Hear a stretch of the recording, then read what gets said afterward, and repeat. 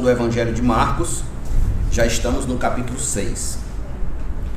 Parte B, diz: Jesus percorria as aldeias vizinhas ensinando. Chamou os 12 e passou a enviá-los de 2 em 2, dando-lhes autoridade sobre os espíritos imundos. Ordenou-lhes que não levassem nada para o caminho, exceto um bordão, nem pão, nem sacola, nem dinheiro, e que fossem calçados de sandálias e não usassem 2 túnicas. E recomendou-lhes: quando vocês entrarem numa casa, fiquem ali até saírem daquele lugar. Se em algum lugar não quiserem recebê-los nem ouvi-los, ao saírem dali, sacudam o pó dos pés em testemunho contra eles. Então, saindo eles, pregavam ao povo que se arrependesse, expulsavam muitos demônios e curavam numerosos enfermos, ungindo-os com óleo. Versículo 30. Os apóstolos voltaram à presença de Jesus e lhe relataram tudo o que tinham feito e ensinado. Vamos orar? Curve sua cabeça, feche seus olhos. Bendito Deus, te rogamos nesse instante que o Senhor nos dê graça, que teu Espírito Santo nos dê liberdade e entendimento da tua palavra, Senhor. É o que eu te peço, Deus, que essa mensagem venha corrigir-nos, ajudar-nos, ó Deus, nos fazer aprender a tua vontade para as nossas vidas. E assim vivamos em comunhão com o Senhor. Assim vivamos segundo o teu querer e não o nosso, pois a tua vontade é melhor do que a vida. Assim, Deus Santo, eu te peço, fala aos nossos corações em nome de Jesus. Todos nós digamos amém. Permaneça com sua Bíblia aberta em Marcos. Nós vamos folhear bastante as Escrituras hoje à noite.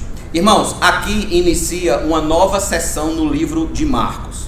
Nós terminamos na semana passada a sessão onde Marcos apresenta a divindade de Jesus de um modo poderoso, aonde ele acalma uma tempestade, liberta o endemoniado Gerazeno, cura a mulher do fluxo de sangue e ressuscita uma jovem, uma menina que estava já morta. A nova sessão que se inicia, ela é conhecida como o testemunho aos judeus, ou seja, é quando o evangelho será agora pregado aos judeus, na toda a região da Galileia e da Judéia, e esse evangelho será confirmado com a expulsão dos demônios e maravilhas e curas, milagres, etc. Ocorre que temos diante de nós, irmãos, não apenas mais um texto que trata do envio, do mero envio dos discípulos de Jesus a pregar o evangelho, mas nós temos diante de nós, acabamos de ler um texto que deve nos levar à reflexão se somos cristãos de verdade ou não. Se somos cristãos, crentes de verdade ou não. Porque esse texto que nós acabamos de ler, ele não é nada pragmático. Não nos oferece nenhum conforto, nenhum milagre, nenhuma bênção imediata, nenhuma promessa de bênção, muito pelo contrário. A mensagem desse texto, ela estabelece um custo. E é exatamente o tema dessa mensagem. Servir a Deus tem um custo. E é isso que esse texto vai nos dizer hoje à noite. Porque, como indicam os versículos anteriores a estes, vocês podem observar, do versículo 1 ao versículo 6 do capítulo 6, Jesus está sendo rejeitado em sua própria terra, por seus próprios conterrâneos, ali na cidade de Nazaré. Se você observar do versículo 14 até o 29 do capítulo 6, você encontra João Batista sendo decapitado. Você encontra João Batista sendo morto. Então, o que nós temos aqui é uma mensagem de que servir a Deus, ela tem um custo. Pois bem, haja vista que nós pertencemos a um tempo onde as pessoas só procuram Deus para pedir alguma coisa, só procuram Deus para pedir bênçãos, milagres, curas, vitórias na justiça, etc. Os versículos que a gente acabou de ler nos desafia a pensar o porquê nós estamos aqui hoje à noite. Por que nós estamos aqui hoje à noite? Reflita comigo. Por que Deus chama um homem, uma mulher, um jovem, uma moça, à fé cristã? Por quê? Ou melhor, para quê? Com qual objetivo? Preste atenção. Quando Jesus chamou os discípulos, e aqui nós vamos em busca dessa resposta, no capítulo 1 de Marcos, e depois os separou em 12, que se tornariam os apóstolos, ele tinha um propósito muito claro: torná-los suas testemunhas. Ou seja, homens que pregariam o que Jesus pregava, que viveriam o que Jesus vivia, que andariam como Jesus andava. E como podemos ver, ao sair de Nazaré, no versículo 6, ele começou a percorrer as aldeias. Veja o que diz o começo do versículo: ensinando. Por que ensinando? Porque o grande mote do ministério de Jesus sempre foi a pregação, sempre foi a palavra, sempre foi o ensino. Jesus fazia um milagre, mas ele explicava por que ele estava fazendo aquele milagre. Não era um milagre pelo milagre apenas, não era a cura pela cura, não era a maravilha pela maravilha, não, tinha uma razão por trás daquilo. E a pregação, o ensino, era o que dava a razão, o entendimento, o discernimento que as pessoas precisavam para entender por que Jesus operava milagre. Pois bem, até aqui, irmãos, os discípulos, eles foram apenas acompanhantes de Jesus. Eles apenas ouviam Jesus pregar, apenas viam Jesus operar milagres, expulsar demônios, mas chegou a hora deles, chegou a hora da prática, chegou a hora deles colocarem a mão na massa, chegou o momento do ministério deles começar de verdade, ou seja, chegou a hora de agir. Jesus então passa a enviá-los ao campo missionário. Agora, eles não apenas ouviram ou ouvirão alguém pregar, eles terão que pregar. Eles não apenas viram demônios ser expulsos, agora eles vão ter que ser instrumentos para que demônios sejam expulsos. Chegou a hora deles e eles teriam de fazer estas coisas na autoridade do nome de Jesus. Nosso Senhor, portanto, como grande mestre, como grande ensinador que é, passou a orientá-los da seguinte maneira. Em primeiro lugar, anote aí, a primeira orientação para o campo missionário aqui: os discípulos deviam ser unidos. Os discípulos deviam ser unidos. Veja comigo o versículo número 7, por favor. Chamou os 12 e passou a enviá-los de 2 em 2, dando-lhes autoridade sobre os espíritos imundos.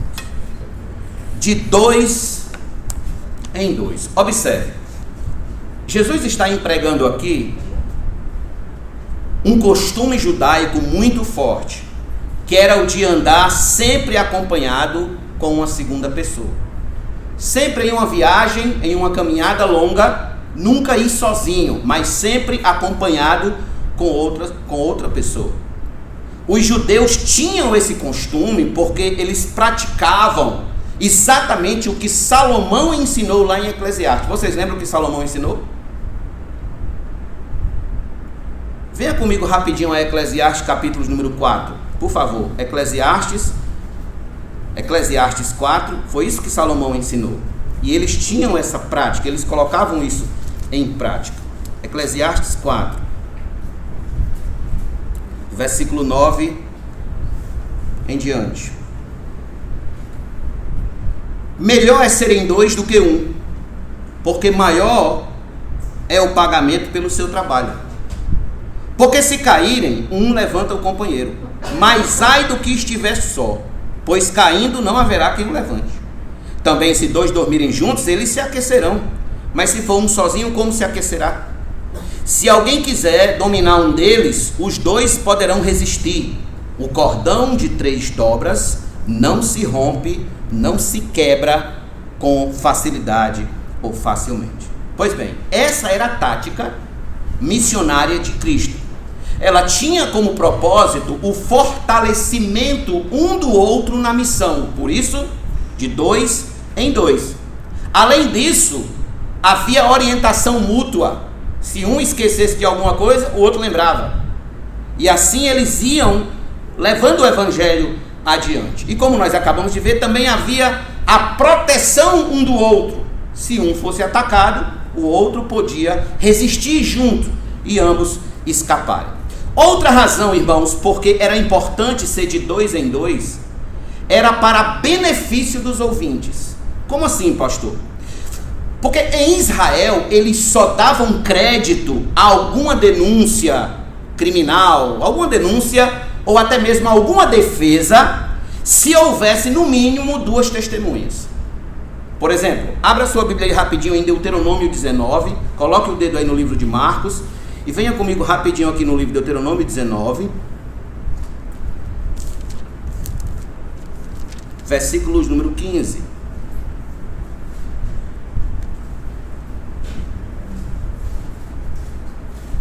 Deuteronômio 19, 15. Deuteronômio é o 5º livro da Bíblia, certo? Gênesis, Êxodo, Número, Levítico, Deuteronômio. Ok? Muito bem. Versículo 15. Uma só testemunha não poderá se levantar contra alguém por qualquer iniquidade ou por qualquer pecado, seja qual for que cometer. Pelo depoimento de 2 ou 3 testemunhas se estabelecerá o fato. Então veja, aqui estão as bases do porquê Jesus enviou os seus discípulos de 2 em 2 para pregar o evangelho.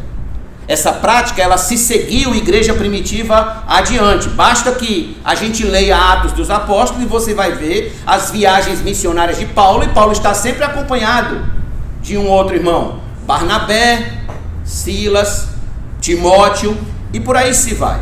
Então, perceba, o que nosso Senhor quer nos ensinar aqui? Nosso Senhor quer nos ensinar, antes de qualquer coisa, que a vida cristã, ela é uma vida de união. União. Que a obra de Deus será muito mais bem feita, que a obra de Deus irá avante muito mais rápido sobre a terra, se os crentes forem unidos na missão do reino de Deus. Porque cristianismo não é carreira solo. Cristianismo não é você sozinho da sala da sua casa, que virou moda.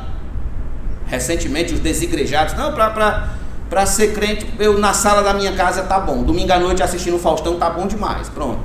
Ali Jesus me ouve, eu canto meus louvores. Não.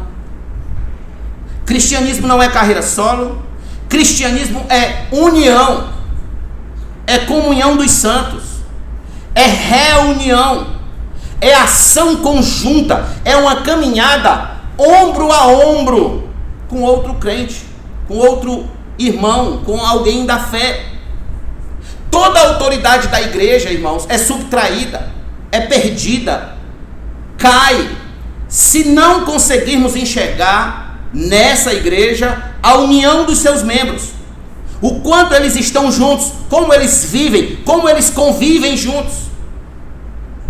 Sem união a igreja se torna fraca, sem união a igreja se torna débil, desacreditada, sua mensagem não tem valor algum, porque ela não vive a união que prega de seu púlpito. Quando Jesus estava se defendendo da acusação de agir milagrosamente pelo poder de Belzebu, Jesus disse as seguintes palavras. Veja comigo Mateus capítulo 12, se você quiser, Mateus 12, versículo 25. Jesus disse, mas Jesus, sabendo o que eles pensavam, disse-lhes: todo reino dividido contra si mesmo ficará deserto, e toda casa dividida contra si mesma não subsistirá. Ou seja, se nem o inferno sobrevive se os demônios não forem unidos, e a igreja vai sobreviver como? Eu vou repetir. Se nem o inferno, que é um lugar onde não há amor, não há bondade, não há misericórdia, não há graça, não há favor, não há um pingo de doçura, se o inferno, que é o inferno, não estiver unido, ele não vai prosperar em nenhum dos seus feitos. E a igreja de Deus? E o povo de Deus? E nós? Imagine uma família onde os membros são todos intrigados uns dos outros. O filho não fala com o pai, o irmão não fala com o outro irmão, os primos não podem se encontrar que trocam faca, o marido vive intrigado da mulher, os avós vivem intrigados dos netos, os sobrinhos vivem intrigados dos tios, os filhos vivem intrigados da mãe, etc. Pergunto a vocês, que autoridade uma família assim tem para dizer que é uma família? Como será o Natal dessa família?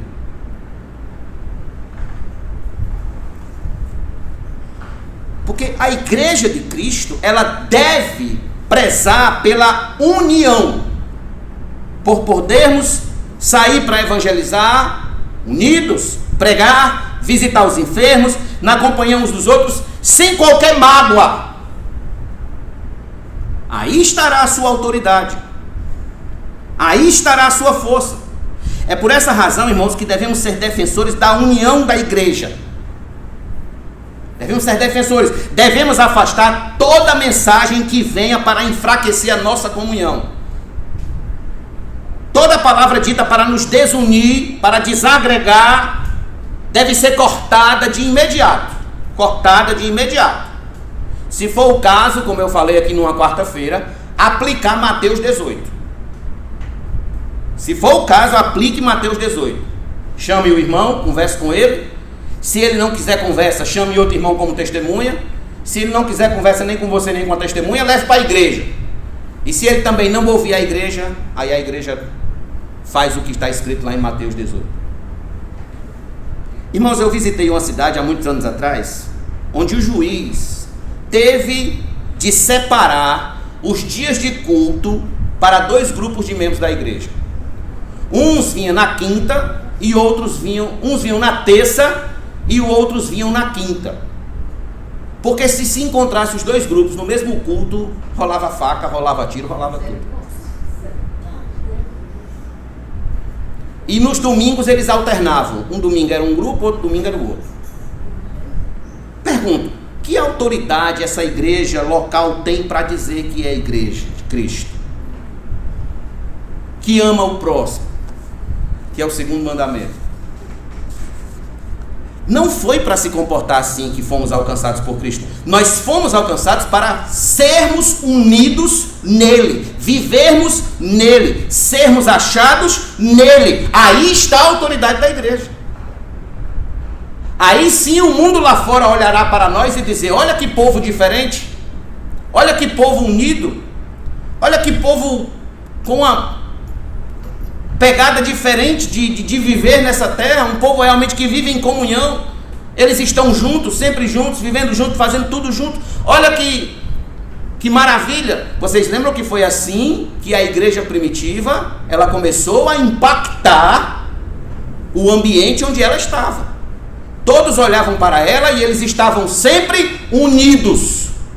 Não desunidos, mas sempre unidos. Leia Atos, capítulo 2, capítulo 3, capítulo 4, e você vai ver o que naqueles irmãos? União. Abra sua Bíblia comigo, por favor, em Provérbios 27. Provérbios.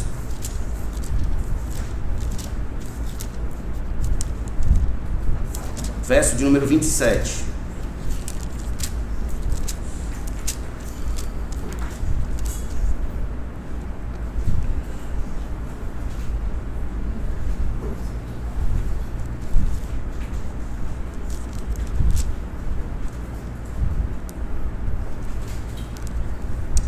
Perdão, irmãos, não é Provérbios.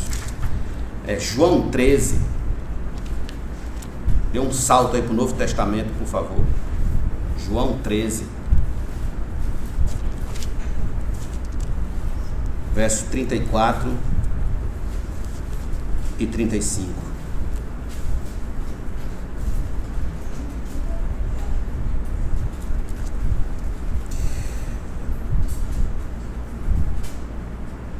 Eu lhes dou um novo mandamento, que vocês amem uns aos outros, como eu os amei, que também vocês amem uns aos outros. Nisto todos conhecerão que vocês são meus discípulos, se estiverem amor uns aos outros. Vamos ver? Se tiverem amor uns aos outros. Voltando a Provérbios agora, 27, verso de número 17. O ferro se afia com o ferro, e uma pessoa pela presença do seu próximo. Aqui está o valor da união. Mas vamos ver mais alguns textos. Abra em Romanos, capítulo número 15. Romanos 15, por favor. Romanos 15, verso de número 5 a 7.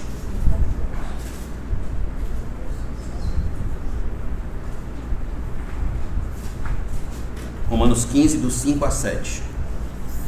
Ora, o Deus da paciência e da consolação lhes conceda o mesmo modo de pensar de uns para com os outros, segundo Cristo Jesus,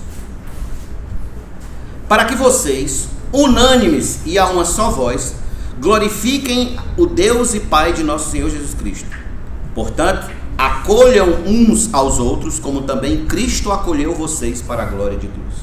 O que é isso? União, comunhão, é acolher uns aos outros, é entender que assim como Deus teve paciência comigo, eu também devo ter paciência com o meu irmão, com o meu próximo. Assim como Deus olhou para mim e teve que ter um olhar de misericórdia, porque senão Deus me mataria ali mesmo, eu também devo olhar para o meu próximo com um olhar de misericórdia. Agora dê um salto para a primeira carta de Paulo aos Coríntios, está no caminho aí, capítulo 1, 2 folhas para frente você acha, capítulo 1, versículo número 10. Irmãos, pelo nome de nosso Senhor Jesus Cristo, peço-lhe que todos estejam de acordo naquilo que falam e que não haja divisões entre vocês. Pelo contrário, que vocês sejam unidos no mesmo modo de pensar e no mesmo propósito. Que vocês sejam unidos. Essa é a mensagem. Uma igreja unida, uma família unida, um povo unido. Quem pode contra eles? Quem pode? Há muitos anos atrás eu preguei numa igreja, lá em Fortaleza, e fazia 10 anos que uma família estava quebrada ao meio. Eles congregavam na mesma igreja, mas eles não se falavam. Eles não tinham união. E eu sei que enquanto eu estou pregando aqui, você está aí na sua cabeça lembrando daquele parente que não gosta de você, que você não gosta muito dele, que você não fala com ele e tal, aquela situação particular sua. Eu sei que todos nós temos essa situação na vida.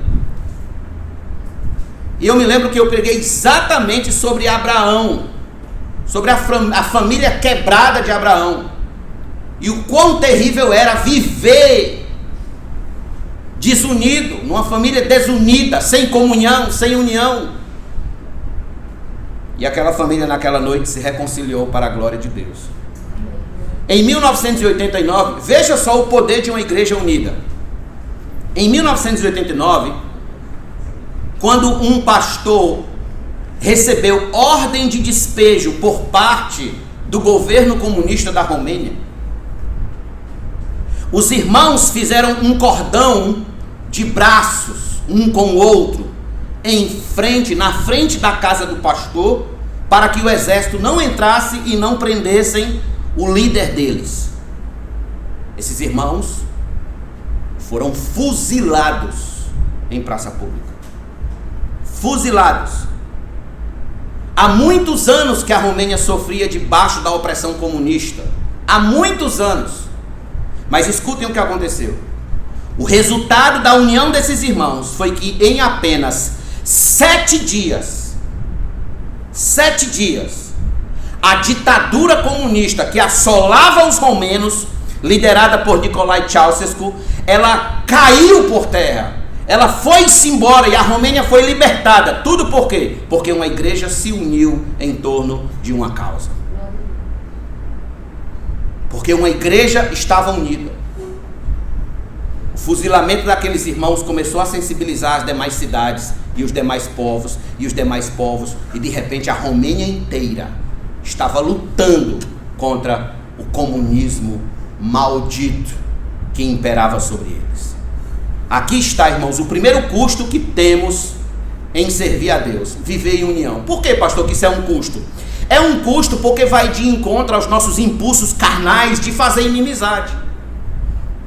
Nossos impulsos carnais de querer porfias, facções, dissensões, competições uns com os outros, competições. Nós precisamos viver em união, do contrário a gente não vai ter vitória sobre o inferno e nem sobre as ideologias que nos odeiam, que nos cercam e nos odeiam. Somente unidos em nome de Cristo é que temos a autoridade como igreja sobre os demônios, sobre seja lá quem for, sobre as artimanhas de Satanás. É somente unidos. Por isso que a gente não pode vacilar. A gente deve valorizar a união um com o outro. É isso que Jesus está dizendo aqui, de 2 em 2. Não separados, não divididos, mas de 2 em 2. Muito bem. Segundo custo que os discípulos deviam entender sobre servir a Deus é que os discípulos deviam confiar na providência de Deus. Deviam confiar na providência de Deus. Volte comigo, por favor, para Marcos, capítulo de número 6. E olha o que Jesus falou aqui. Verso de número 8 e 9. Ordenou-lhes que não levassem nada para o caminho, exceto um bordão, nem pão, nem sacola, nem dinheiro, e que fossem calçados de sandálias e não usassem 2 túnicas. Observe, Cristo começa falando do bordão, ou seja, era uma vara de madeira, onde o caminhante pudesse se apoiar nela ao longo do caminho, quando cansasse, mas ao mesmo tempo, ela existia para espantar as feras do deserto. Quando apareciam as feras, né? Os guaxinim, as raposas, eles espantavam aquelas feras do deserto. Esta era a razão porque os peregrinos levavam um bordão nas viagens. Além disso, irmãos, Cristo disse que eles não deveriam levar, ou seja, não deveriam levar pão, nem sacola. Essa sacola seria uma mochila, uma bolsa, para levar mais uma peça de roupa, e nem dinheiro. Por quê? Devido aos assaltos nas estradas, que naquela época eram também muito comuns. Na verdade, tudo que o nosso Senhor queria era que eles aprendessem a confiar na providência de Deus. Confiar na providência divina durante a missão.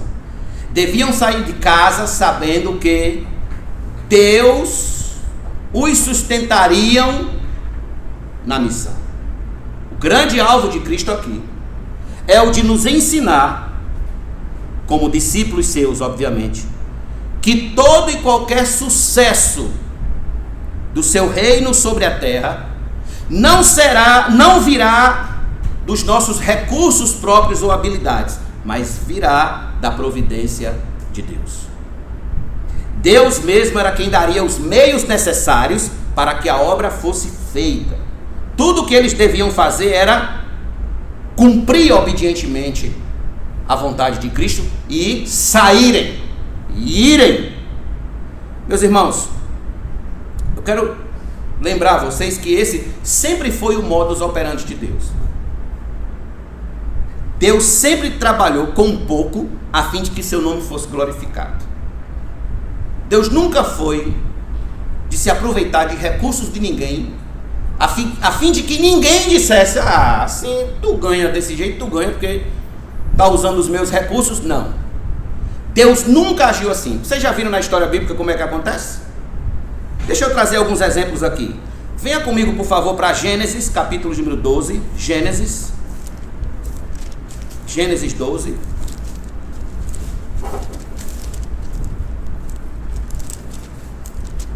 Verso de número 1 a 3. O Senhor disse a Abrão: sai da sua terra, da sua parentela e da casa do seu pai, e vai para a terra que lhe mostrarei. Farei de você uma grande nação, e o abençoarei e engrandecerei o seu nome. Seja uma bênção. Abençoarei aqueles que o abençoarem, e amaldiçoarei aquele que o amaldiçoar. Em você serão benditas todas as famílias da terra. Veja, Abraão teve de sair dos seus confortos, de todos os seus amparos, e seguir a ordem de Deus, peregrinando pelo deserto, esperando saber para qual terra ele devia ir. Confiante tão somente na providência de Deus. Eu poderia citar também o texto, o grande texto, na verdade, aonde Deus pede que ele ofereça seu filho como sacrifício, e quando Isaac pergunta: pai, cadê o sacrifício? Então Abraão disse: Deus proverá. E Deus proveu. Veja outro texto comigo, por favor. Juízes. Vá para Juízes. Juízes, capítulo número 7.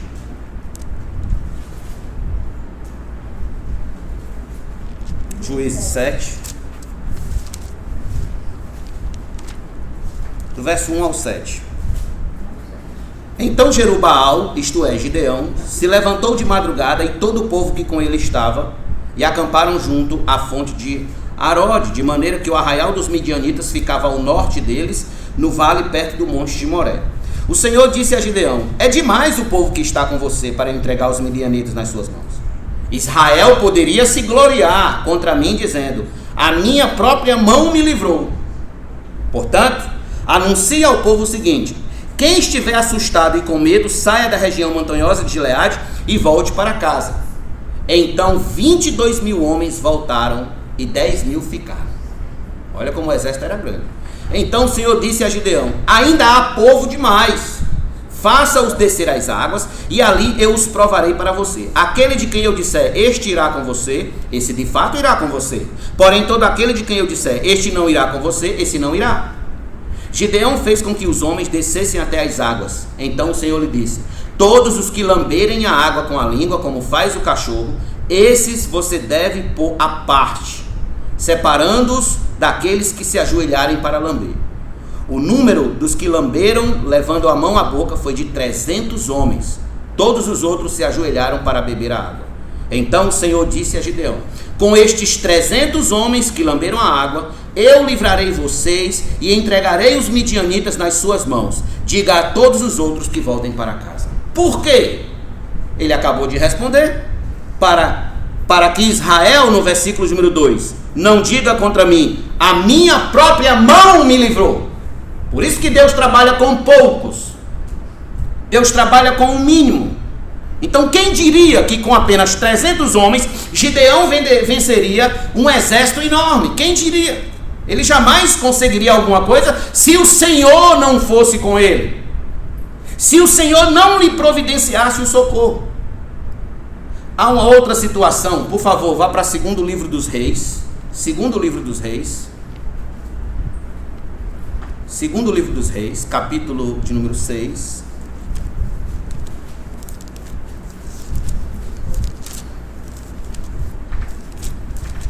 Versículos número 15 a 17. Enquanto os irmãos procuram, eu direi o que está acontecendo aqui nesse texto. O que acontece é que os sírios estão para prender o profeta Eliseu e estão cercando a cidade para prender o profeta Eliseu. Quando o jovem do profeta vai ver como os exércitos estão lá fora, vê que é um exército muito grande. Então Eliseu diz o seguinte, veja o versículo de número 15. O servo do homem de Deus levantou-se bem cedo, e ao sair, eis que tropas, cavalos e carros de guerra haviam cercado a cidade. Então o moço disse a Eliseu: ai, meu senhor, o que faremos? Ele respondeu: não tenha medo, porque são mais os que estão conosco do que os que estão com eles. E Eliseu orou e disse: Senhor, peço-te que abra os olhos dele para que veja. O Senhor abriu os olhos do moço, e ele viu o monte estava cheio de cavalos e carros de fogo ao redor de Eliseu. E quando os sírios desceram contra ele, Eliseu orou ao Senhor e disse: peço-te que firas esta gente de cegueira. E ele os feriu de cegueira conforme a palavra de Eliseu.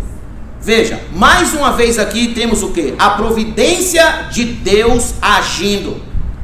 Eliseu estava só, humanamente falando, mas espiritualmente falando, ele estava com Deus, com o exército celestial. E a vitória foi de quem? De Eliseu, do povo de Deus. Permita-me trazer-lhes só mais um exemplo, um último exemplo nessa questão da providência divina. O apóstolo Paulo, ele era um homem muito soberbo, e ele passou muito da vida dele confiando em si mesmo. Ele confiava na sua intelectualidade, ele confiava nas suas astúcias, ele era um homem muito capaz. Mas quando ele se tornou servo de Deus, ele teve que viver da seguinte maneira. Veja que maneira foi. Abra sua Bíblia na segunda carta de Paulo aos Coríntios. Segunda carta de Paulo aos Coríntios, versículo de número 7 a 10. Segunda carta de Paulo aos Coríntios. Ele teve uma visão celestial, e para que o coração dele não se ensoberbecesse com a magnitude da visão, segundo aos Coríntios capítulo 12, do verso 7 ao 10. E para que eu não ficasse orgulhoso com a grandeza das revelações, foi-me posto um espinho na carne, mensageiro de Satanás, para me esbofetear, a fim de que eu não me exalte. 3 vezes pedi ao Senhor que eu afastasse de mim. Então ele me disse: a minha graça é o que basta para você, porque o poder se aperfeiçoa na fraqueza. De boa vontade, pois, mais me gloriarei nas fraquezas, para que sobre mim repouse o poder de Cristo. Por isso sinto prazer nas fraquezas, nos insultos, nas privações, nas perseguições, nas angústias, por amor de Cristo, porque quando sou fraco, então é que sou forte. O que Paulo está querendo nos ensinar aqui? O que o apóstolo está nos dizendo é que quanto mais recursos próprios temos para servir a Deus, menos o poder, menos a santa providência de Deus operam em nós. Por outro lado, quanto menos recursos temos, mais a providência de Deus opera, é evidente em nossas vidas. Irmãos, enquanto a igreja cristã, até o 3º, 4º século, ela não era a religião oficial do Império Romano, lá estava Deus agindo poderosamente na vida dos crentes. A igreja apanhando, sendo perseguida, debaixo de perseguição. Se levantava o imperador, perseguia. Se levantava outro, perseguia, e perseguia, e perseguia. E enquanto isso a igreja ia crescendo, crescendo, crescendo, crescendo, crescendo, ao ponto de que todo o império agora já estava alcançado pelo cristianismo. Entretanto, quando a igreja se tornou a apadrinhada dos imperadores, o que foi que aconteceu? Ela perdeu o vigor espiritual. Ela perdeu a pureza doutrinária. Ela perdeu o ânimo espiritual de avançar diante dos desafios, do desafio da perseguição, do desafio da escassez, do desafio das fogueiras, do desafio dos leões, do desafio das masmorras, do desafio das guilhotinas. A igreja perdeu. E ela então enfraqueceu-se e se tornou o que nós vemos hoje, que é a igreja católica romana lá fora. Se tornou isso aí. Se não fosse Deus levantando, intervindo na história com um homem chamado Martinho Lutero, nós não estaríamos aqui hoje. Pois bem, aqui está uma grande lição para nossas vidas, irmãos, em todos os quadrantes. Quanto mais confiamos em nossos recursos próprios, nossa intelectualidade, nossas amizades poderosas, nosso contra-cheque muito gordo, nossa conta bancária espumando de dinheiro, pouco experimentaremos da alegria que estes santos no passado experimentaram. Porque nossa confiança está no nosso próprio braço, não está no braço do Senhor, não está na santa providência deles. Escute, quanto mais você depender de si mesmo para resolver os problemas do seu casamento, pouco ou nada você experimentará da providência de Deus em sua história matrimonial. Quanto mais você se escorar na sua juventude, na sua saúde, na sua beleza, ou seja lá qual escora for, menos você saberá o que significa viver da santa providência de Deus. Quanto mais você confiar que pode levar pão, sacola, túnica, roupa para a caminhada cristã, menos você experimentará da providência de Deus no caminho. Por isso que Jesus disse: não levem. Deus vai cuidar de vocês. Essa é a mensagem. Deus vai cuidar de vocês. Servir a Deus tem esse custo, meu amigo. Tem esse custo. Abdicar de tudo aquilo que pode me afastar de viver e de experimentar a doce providência de Deus em meu dia a dia como seu servo. Ouça, pai. Você precisa acreditar que Deus lhe trará a devida sabedoria que você precisa para lidar com aquele filho que não quer lhe respeitar. Ouça, mãe. Você precisa acreditar que Deus lhe dará a devida graça para lidar com aquela situação delicada no seio da sua família. Ouça, filho, você precisa confiar que Deus trabalhará no coração de seus pais para que vocês vivam em harmonia dentro do lar de vocês. Os jovens que aqui estão ou que me assistem pela internet, vocês precisam confiar que Deus lhe dará forças para vencer os desejos sujos de assistir pornografia nas horas em que a tentação vem mais forte. Vocês precisam confiar que Deus providenciará a força, o poder, a graça necessária para vocês fazerem. Então, pastor, o que eu devo fazer? O que eu devo fazer como pai? O que eu devo fazer como mãe? O que eu devo fazer como irmão, como filho? Ouça! Tudo o que você precisa fazer é se colocar de joelhos e declarar ao Senhor a sua fraqueza, que seus recursos não são suficientes, que suas forças acabaram e que sem Ele você está absolutamente perdido. É isso que você precisa fazer. Reconhecer o mais profundo das suas necessidades. É orar e jogar, lançar aos pés dele todas as suas ansiedades e dizer: Senhor, se tu não me socorrer, eu estou absolutamente perdido. Isso é depender da providência de Deus. Depender do socorro de Deus. Foi isso que o apóstolo Paulo quis dizer quando escreveu: tudo posso naquele que me fortalece. Ou seja, minha força não vem de mim mesmo. Não são os meus recursos que me ajudam a suportar as situações mais difíceis, mas o poder de Cristo que é infundido na minha vida. Por isso que eu posso todas as coisas em quem? Em Cristo que me fortalece. É assim que o crente responde às adversidades da vida. Irmãos, aqui está o grande ponto. É que a caminhada cristã, a vida cristã, deve ser de confiança total e absoluta na providência de Deus. Sabendo que a cada segundo Deus está agindo poderosamente para nos sustentar de pé ante os desafios amargos do caminho. Deus sabe como remover as nossas muletas. Deus sabe como remover aquilo em quem muito a gente confia, no que muito a gente confia, para a gente aprender a confiar somente nele. Deus sabe. Por isso que Jesus disse: não leve pão, não leve sacola, não leve isso, não leve aquilo. Vocês precisam confiar que o Senhor cuidará de vocês. Então é isso que nós precisamos. Aprender hoje à noite. Amigo, escute. Você precisa confiar de que Deus que chamou você para essa missão, para viver para Ele cuidará de você até o final da sua vida.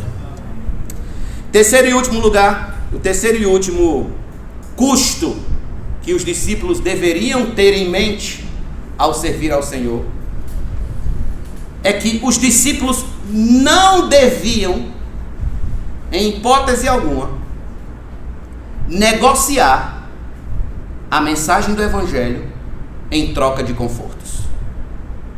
Eles não deviam negociar a mensagem do Evangelho em troca de confortos.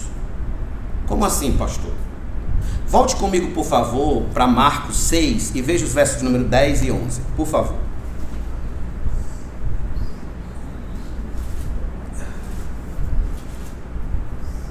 Primeiro, no versículo 7, Jesus chamou, no versículo 8 ele ordenou, e agora no 10 ele recomenda. E recomendou-lhes: quando vocês entrarem numa casa, fiquem ali até saírem daquele lugar. Se em algum lugar não quiserem recebê-los nem ouvi-los, ao saírem dali, sacudam o pó dos pés em testemunho contra eles. Observe isso aqui. Muitas pessoas leem esse versículo, mas elas não entendem o que Jesus está querendo dizer. No versículo 10, Jesus está dizendo como os discípulos devem agir quando estiverem no campo missionário. Primeiro, eles deveriam ser gratos para aqueles com quem os hospedassem e ficassem naquela casa até o fim da estadia naquele lugar. Porque era uma desonra para o hospedeiro se o hóspede saísse da sua casa e fosse para a casa do vizinho. Era a cultura que eles tinham. Aliás, eles ainda têm isso. A cultura de que se o hóspede ficasse na minha casa, eu teria a honra, seria uma honra para mim recebê-lo como hóspede. É diferente da cultura do brasileiro, né? A gente faz de tudo, aqui no Brasil, faz de tudo para não receber. Mas lá não, eles faziam de tudo para receber. Porque era uma honra para eles receber o hóspede ali na casa deles. Se o hóspede saísse da minha casa e fosse para a casa do Jorge, por exemplo, que é meu irmão em Cristo, e isso seria uma ofensa a mim, seria uma desonra para mim. Por isso que Jesus está dizendo, aonde vocês chegarem e forem bem recebidos, fiquem, ou seja, honrem. O princípio da honra aqui, Jesus está ensinando o princípio da honra, de que os discípulos dele, de que os servos dele devem ser um povo de honra, homens de honra, mulheres de honra. Em segundo lugar, um detalhe em relação a essa questão da hospedagem, aqui também a hospedagem era o tempo, né? O tempo, porque tinha os gaiatos que queriam passar muito tempo hospedados ali, né? Mas o tempo médio era entre 3 e 5 dias, 3 e 5 dias. Passando de 3 a 5 dias, também já era posto para correr. Portanto, irmãos, era necessário que eles exercessem a gratidão. Por outro lado, nosso Senhor já os deixou preparado para quê? Caso ou vocês cheguem no lugar e sejam rejeitados, como é que vocês devem agir?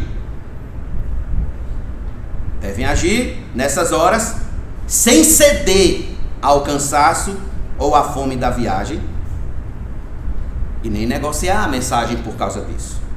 No lugar onde eles fossem rejeitados, ao sair dali, deviam bater a poeira dos pés. Esta era uma prática dos judeus. Por quê? Os judeus, quando viajavam para fora de Israel, quando eles voltavam desses lugares de volta para casa, eles batiam a poeira dos pés, porque eles acreditavam que na poeira dos pés vinham todas as impurezas do paganismo, das religiões pagãs, nos lugares onde eles visitavam. Então, para não trazer as impurezas pagãs para casa, quando eles entravam na cidade, eles batiam a poeira dos pés. O que Nosso Senhor está nos dizendo aqui? Nosso Senhor está nos dizendo que não devemos negociar a mensagem do Evangelho para ser aceito pelos homens. Se eles não quiserem ouvir, ou seja, se não quiserem aceitar,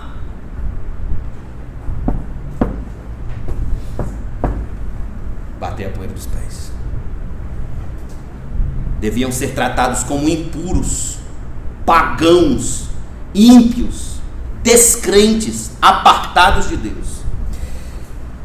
Vamos refletir um pouco. Pergunto a vocês: é assim que a igreja moderna tem vivido essa recomendação? É assim que a igreja de hoje tem vivido essa recomendação? Muitas pessoas vêm nos visitar. E óbvio, acho que não sei qual é a expectativa que elas têm da nossa igreja. Mas muitas pessoas vêm nos visitar e elas nunca mais voltam. A gente já teve casos aqui, vários casos. Porque vem uma vez, 2 vezes, 3 vezes, mas como elas percebem que aqui a gente tem um compromisso somente em pregar a verdade, doa a quem doer. Como aqui nós não estamos preocupados em negociar a mensagem, adocicar a mensagem, passar mel, açúcar nas palavras para poder as pessoas se sentirem confortáveis, então elas batem asas e vão-se embora. Então o que eu quero dizer a vocês aqui é que aqui está algo que os crentes modernos precisam urgentemente entender, irmãos. O ímpio, o descrente, ele não pode sair confortável de um culto. Não pode. Ele precisa sair com sua consciência em chamas. Sua natureza pecaminosa deve ser exposta. Seu destino eterno deve ser avisado. Ele não pode sair de um culto sem saber que se morrer sem Cristo, ele vai para o inferno. Que ele precisa se arrepender dos seus pecados. Uma igreja cuja preocupação é agradar os ouvintes é uma igreja fadada à heresia, à manipulação dos ouvintes, porque é fácil manipular as pessoas. E é uma igreja fadada a passar vergonha diante de Deus. Vergonha. É uma igreja falsa. Falsa. Ali estavam aqueles homens, outrora pescadores, mas agora pregadores do evangelho. Eles ouviram uma mensagem. Tudo o que eles deviam fazer era reproduzir o que ouviram. Qualquer outra coisa além disso devia ser anátema, devia ser maldito. Eles não tinham o direito de adocicar a mensagem de Cristo, de dar uma aparada nas arestas, de enfeitar o pavão para ser atraente. Não, eles deviam pregar a mensagem que eles receberam.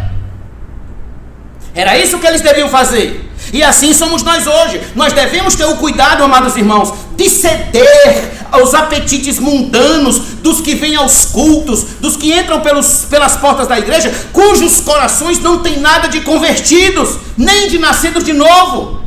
Nós temos que ter esse cuidado.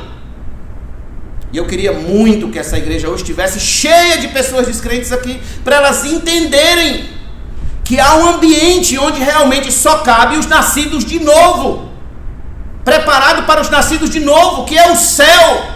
E se eles não nascerem de novo, não vão para lá. Não tem como entrar lá sem as vestes da justiça de Cristo. E para receber as vestes da justiça de Cristo, tem que se arrepender dos seus pecados, tem que confessar Cristo como Senhor e Salvador e caminhar com o povo de Deus. Aí sim. Aí sim. Então nós temos que ter esse cuidado.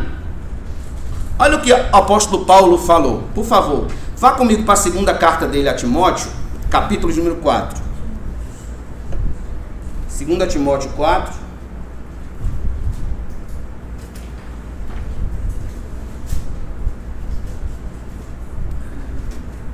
Verso de número 3 e 4. Pois virá o tempo em que não suportarão a sã doutrina. Pelo contrário, se rodearão de mestres, segundo as suas próprias cobiças, como que sentindo coceira nos ouvidos. Eles se recusarão a dar ouvidos à verdade, entregando-se às fábulas. Qual é o desafio? Qual é o desafio da igreja? O nosso desafio é o de não transformar a verdade de Deus em fábulas. É de continuar pregando a verdade. Não transformar a verdade de Deus em fábulas a fim de encher o templo, de encher a igreja. Que a igreja seja mega, hiper, super gigante. Isso é tão perigoso, irmãos. Isso é muito perigoso. Se Deus tiver de dar o crescimento, que seja o crescimento sadio pela pregação da verdade e não pela pregação da mentira. Porque tudo que se constrói sobre as bases da mentira não dura muito tempo. Não dura muito tempo.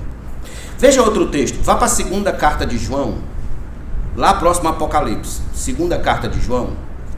Olha o que João escreveu aqui. Segunda carta de João.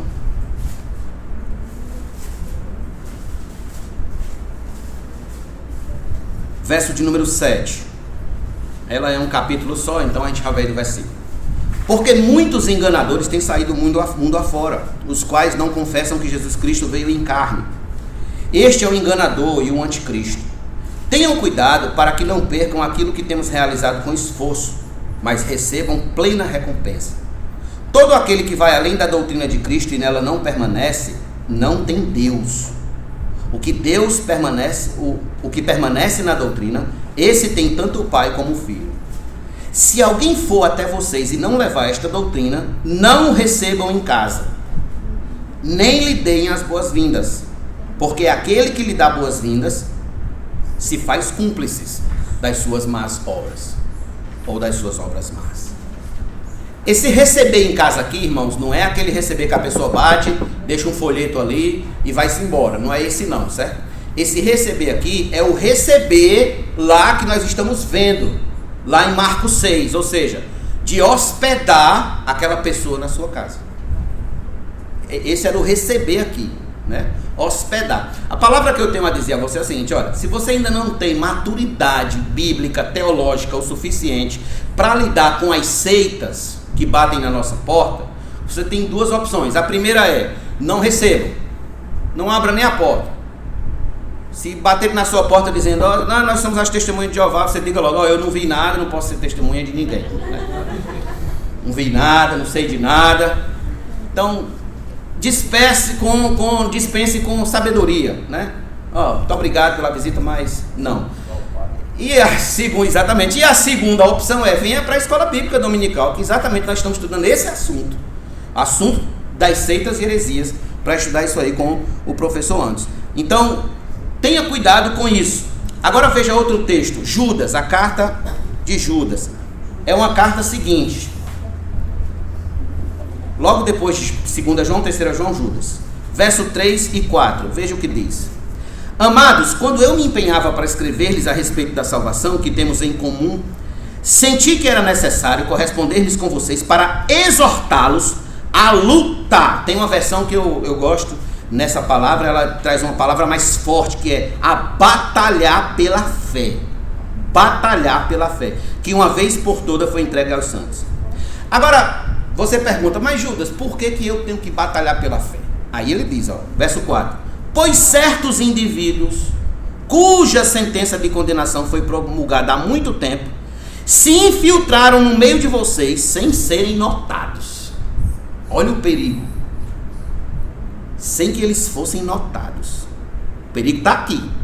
São pessoas ímpias que transformam em libertinagem a graça do nosso Deus e negam o nosso único soberano e Senhor Jesus Cristo. Olha o perigo. Eles se infiltram sem ser notado. Tem aparência de ministros de Deus, mas são ministros, são homens ímpios. Ímpios. Notem o tom que esses autores bíblicos usam quando se trata dessas pessoas. São pessoas indignas, homens que espumejam a própria sujidade, não merecem confiança. Caro amigo, você que me ouve, você deve louvar a Deus se você encontrar uma igreja que não diga somente o que você quer ouvir, mas diga o que você necessita ouvir, o que você precisa ouvir, pois a verdade de Deus pode lhe ser um remédio amargo no momento, mas lhe será cura por toda a eternidade. Por toda a eternidade. Onde você chegar e encontrar uma pregação, uma aula, uma mensagem cujo objetivo é afagar o seu ego, colocando você em primeiro lugar, oferecendo promessas e benesses, milagres, cura, libertação, blá blá blá blá blá, blá disso ou daquilo, lhe ofertando uma vida fácil, corra daí, fuja, é uma cilada, é uma armadilha de Satanás para você. Vai fazer você se sentir muito bem, muito à vontade, mas no final é caminho de perdição. No final, lembrem sempre, o caminho estreito e o caminho largo. No caminho estreito há desconfortos, no caminho largo está tudo muito bem, está tudo muito certo. Mas agora olhem para o final do caminho. No final do caminho é onde a gente deve estar concentrado. No final do caminho estreito nós temos a vida eterna. No final do caminho largo nós temos a perdição eterna. E é aí onde nós temos que ter muito cuidado. Irmãos, o apóstolo Paulo, ele era tão revoltado com esse tipo de gente, com esse tipo de pregador que negocia a verdade, que ensina mentira, falsidade, que ele chamou esses homens de mensageiro de Satanás. Olha as palavras de Paulo: chegou uma hora que Paulo não aguentou mais. Paulo era um homem muito doce. Ele era um homem doce. Mas chegou uma hora que Paulo não aguentou mais. Que não dá mais. Ver tanta mentira, tanta gente falando, pregando um evangelho falso, mentiroso, enganando as pessoas, em nome de ter riquezas, de ter poder, de ter fama. Então Paulo, ele se irritou com aquilo, e olha só o que foi que Paulo disse. Abra sua Bíblia na segunda carta dele aos Coríntios, capítulos número 11, por favor, verso de número 13 ao 15. Segundo aos Coríntios.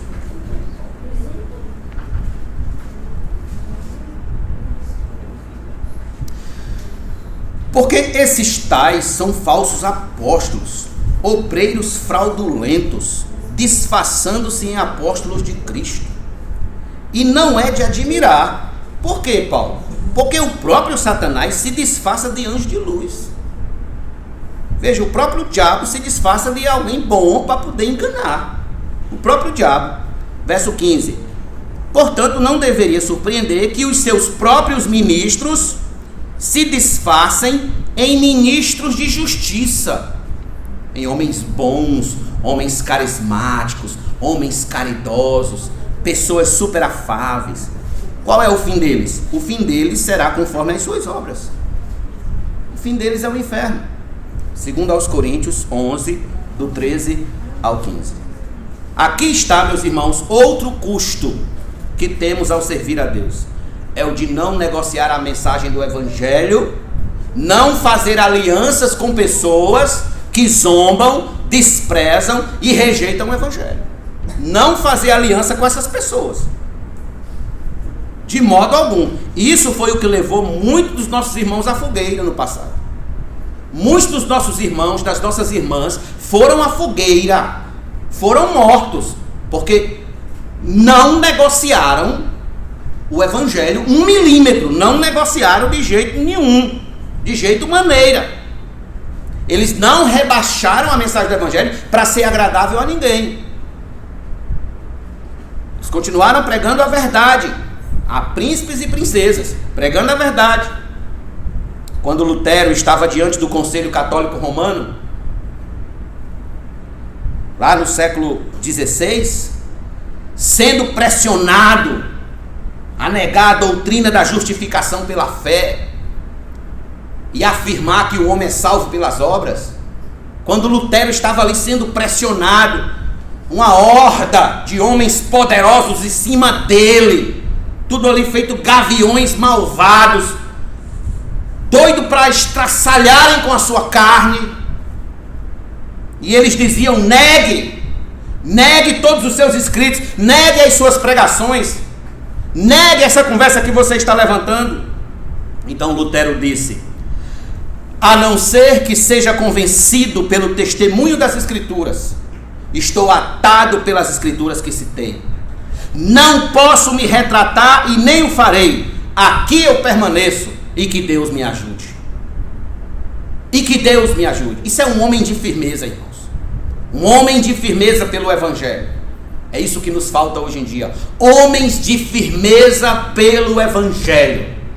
Homens de firmeza. Para não dizer homens de verdade. Homens de firmeza pelo Evangelho. Essa deve ser a nossa postura quando a pureza do Evangelho está sendo atacada. Devemos ficar firmes, pregar firmes, abraçar firmes a palavra de Deus e não negociar 1 milímetro que seja. Não dê espaço para o engano. E foi isso que os discípulos fizeram. Eles saíram e pregaram fielmente a mensagem de nosso Senhor. Volte comigo rapidinho, Marcos, já estou encerrando. Versículo de número 12. Então, saindo, eles pregaram ao povo que se arrependesse. Que Jesus pregou. Como foi que Jesus iniciou o ministério dele? Pregando arrependimento. Arrependam-se. Foi isso que Jesus começou falando na primeira mensagem dele. Arrependam-se, convertam-se. Essa foi a mensagem. E aqui estão eles falando a mesma coisa. Então permita-me concluir dizendo o seguinte, que se quisermos servir a Deus, devemos estar dispostos a cobrir, a pagar, a ter certos custos. Viver unidos, confiar na sua providência e não negociar a pureza do Evangelho de modo algum. De modo algum.